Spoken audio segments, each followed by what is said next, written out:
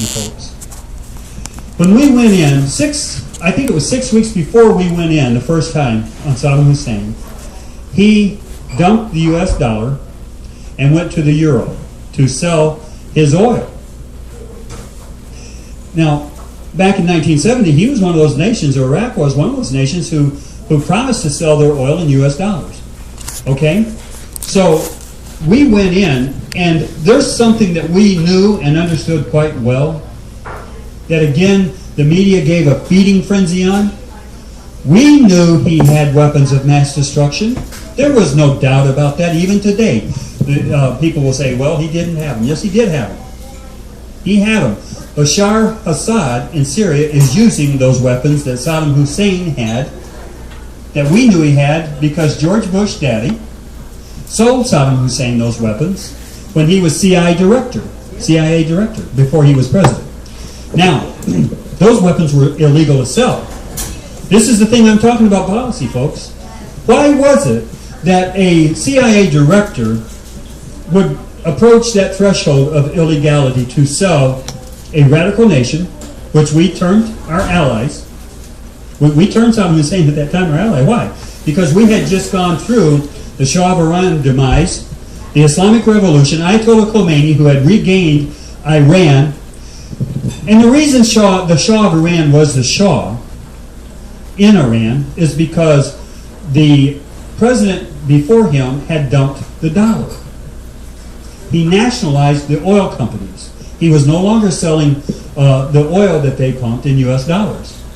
So the oil companies didn't like the nationalization of their oil because they no longer made the profits. And America didn't like it because now the oils that they did pump wasn't using US dollars to conduit the sales. So what did we do? We overthrew, with a CIA action, the existing president of Iran, and we installed the Shah of Iran. The CIA did this. He was an iron-fisted dictator. He killed people.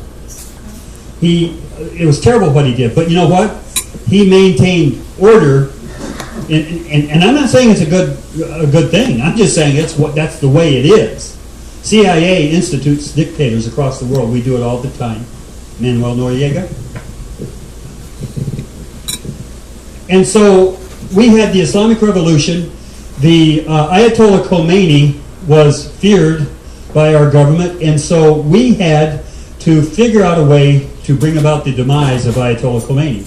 So the CIA, George W. Bush, director of the CIA, put together a plan to weaponize Saddam Hussein to the point that he could go across that border, diminish the Ayatollah Khomeini with these weapons of mass destruction that we gave him.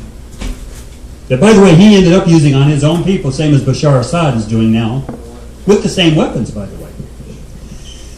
That's why George Bush Daddy is compromised by his actions as CIA director. That's why George Bush's son, when it was that the CIA actually could produce evidence that he had the weapons of mass destruction.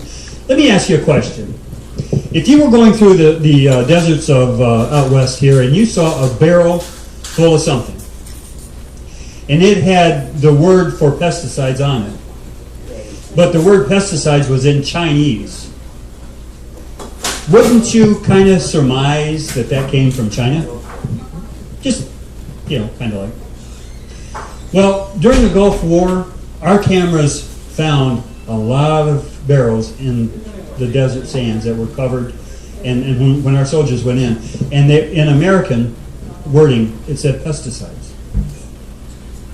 Well, that was sarin gas. That was mustard gas. That was those weapons that Norman Schwarzkopf. Did you remember, if you watched that war, do you remember the alarms going off of the soldiers?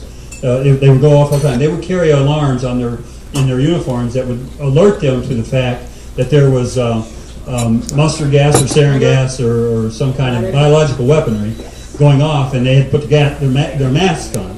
They would go off all the time. And those pesticides were labeled in the American language. Okay, so let's establish, at least my contention is that Iraq had weapons of mass destruction. The thing they didn't have was nuclear weapons, and the media kept confusing that. The fact that they didn't have nuclear weapons, they wanted to say they didn't have weapons of mass destruction. But it's not true. Sarin gas is a weapon of mass destruction. Now, the first thing we did when Saddam Hussein decided that he's not our friend anymore, and he wanted this Ba'ath Party to have a rule, he dumped the dollar because he could gain more influence and more economic power by selling